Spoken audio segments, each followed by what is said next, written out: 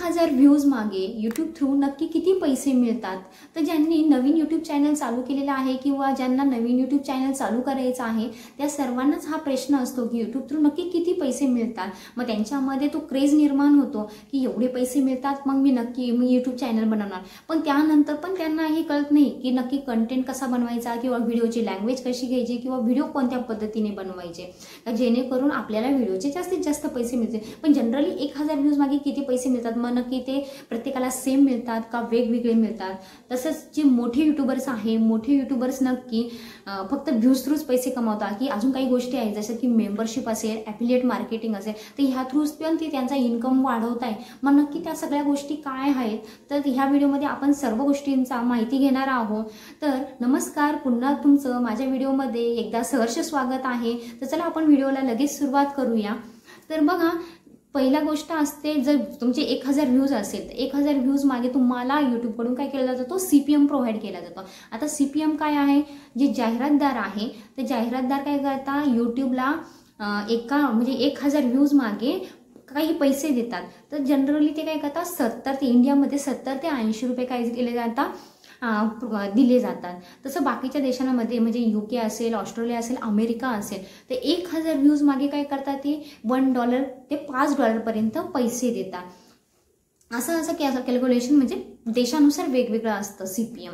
तर आता जाहिरातदार तुम्हाला काय करणार आहे? तुमच्या व्हिडिओसाठी म्हणजे आता तुम्ही व्हिडिओ आहे त्या व्हिडिओमध्ये तुमचा कंटेंट कोणत्या प्रकारचा आहे तर त्याच्यानुसार तुम्हाला CPM हा जास्त मिळणार का कमी मिळणार हे पण ठरलेलं असतं. म्हणजे लो CPM कोणाला मिळणार, हाय CPM कोणाला मिळणार. तर पहिले हाय CPM म्हणजे जे जाहिरातदार आहे तर ते जास्त पैसे कोणत्या कंटेंटला देतात किंवा म्हणजे कोणत्या चॅनलला देतात?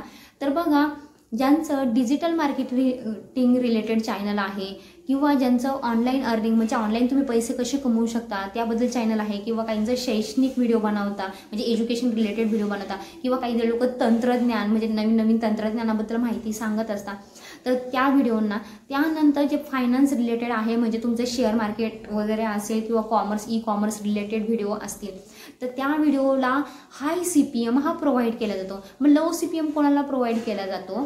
तर जे एंटरटेन रिलेटेड चॅनल असतात म्हणजे तुमचं TV सिरियल असेल किंवा कॉमेडी काही असेल तर त्या रिलेटेड आणि जे तुम्ही ब्लॉगिंग करता त्या ब्लॉगिंगला हा लो CPM असतो. आता त्याच्यानंतर जे महत्त्वाचं असतं तुमचा व्हिडिओ की कोणत्या लँग्वेजमध्ये आहे. जर इंग्लिश लँग्वेजमध्ये असेल तुमचा व्हिडिओ तर इंग्लिश लँग्वेजमध्ये तुमचा व्हिडिओ जर असेल तर त्याला काय होतोय? जास्त CPM असतो, RPM पण जास्त असतो. त्यानंतर जे हिंदी किंवा मराठीमध्ये म्हणतात तर त्यांना इंग्लिश लँग्वेजपेक्षा कमी CPM RPM असतो. आता तुम्हाला CPM समजलं की जाहिरातदाराकडून यूट्यूबला एवढे पैसे दिले जातात. पण RPM काय आहे?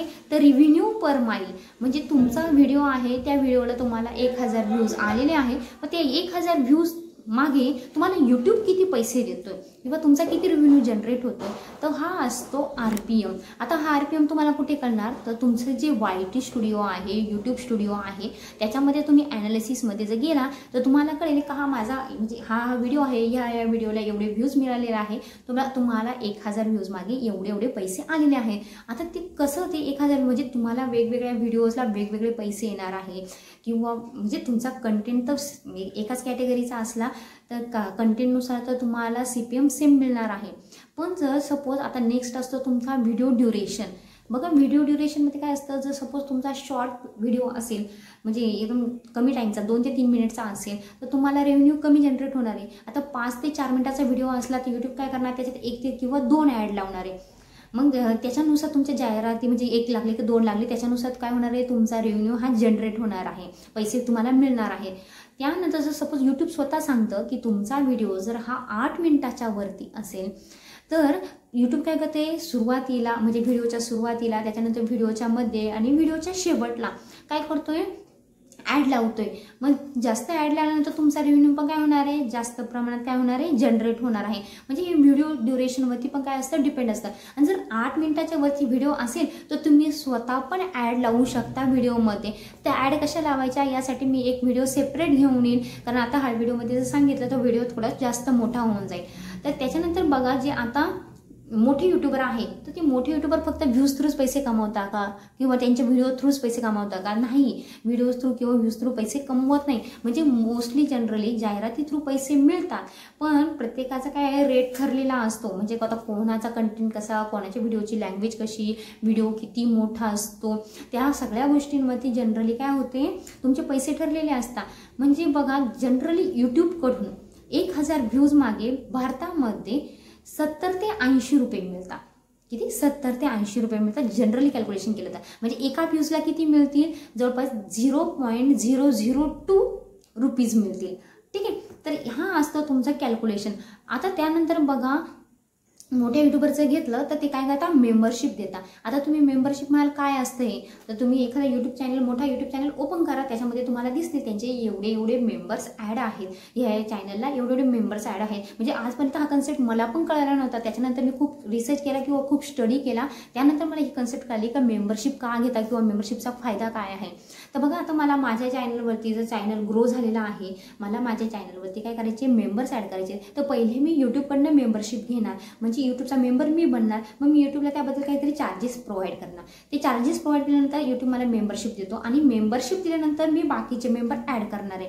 पण आता तुम्ही म्हणाल बाकीचे मेंबर का तुमच्या म्हणजे चॅनलवरती ॲड होतील किंवा तुमची चॅनलची मेंबरशिप घेतील, कारण ते पण थोडेफार पैसे मला पे करणार आहे. म्हणजे मी स्वतः मेंबरशिप देते त्यांना, तर ते मला काय करणार नाही, काही चार्जेस पे करणार. म्हणजे ते 30 रुपये म्हणा, 35 रुपये म्हणा, मग ते तुम्हाला का पे करणार हा प्रश्न असेल तुमच्या मनात.